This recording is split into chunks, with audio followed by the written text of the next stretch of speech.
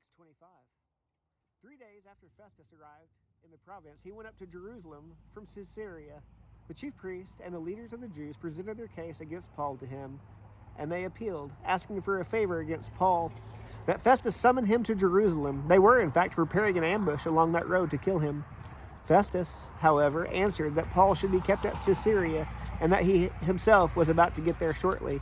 Therefore, he said, let those of you who have authority go down with me and accuse him if he has done anything wrong. When he had spent not more than 8 or 10 days among them, he went down to Caesarea. The next day, seated at the tribunal, he commanded Paul to be brought in. When he arrived, the Jews who had come down from Jerusalem stood around him and brought many serious charges that were not able to prove. Then Paul made his defense. Neither against the Jewish law, nor against the temple, nor against Caesar have I sinned in any way.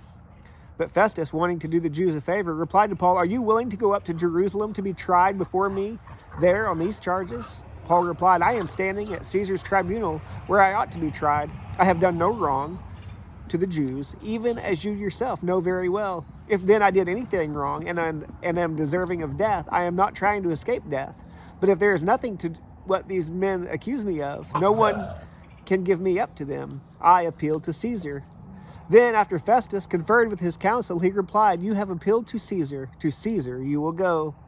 Several days later, King Agrippa and Bernice arrived in Caesarea and paid a courtesy call on Festus. Since they were staying there several days, Festus presented Paul's case to the king, saying, there is a man who was left as a prisoner by Felix. When I was in Jerusalem, the chief priests and the elders of the Jews presented their case and asked that he be condemned. I answered that this is not the Roman custom to give someone up before the accused faces the accusers and has an opportunity for a defense against the charges. So when they had assembled here, I did not delay. The next day I took my seat at the tribunal and ordered the man to be brought in. The accuser stood up, but brought no charge against him of the evils I was expecting.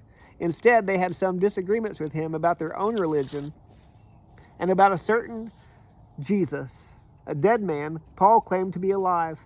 Since I was at a loss in dispute over such things, I asked him if he wanted to go to Jerusalem and be tried there regarding these matters.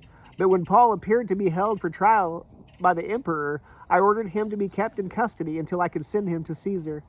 Agrippa said to Festus, I would like to hear the man myself. Tomorrow you will hear him, he replied. So the next day Agrippa and Bernice came with great pomp and entered the auditorium with the military commanders and prominent men of the city.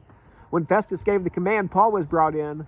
Then Festus said, King Agrippa, and all men present with us, you see this man. The whole Jewish community has appealed to me concerning him, both in Jerusalem and here, shouting that he should not live any longer.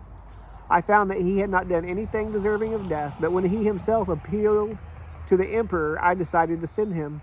I have nothing definite to write to my lord about him. Therefore, I have brought him before all of you, and especially before you, King Agrippa, so that after this examination is over, I may have something to write. For it seems unreasonable to me to send a prisoner without indicating the charges against him.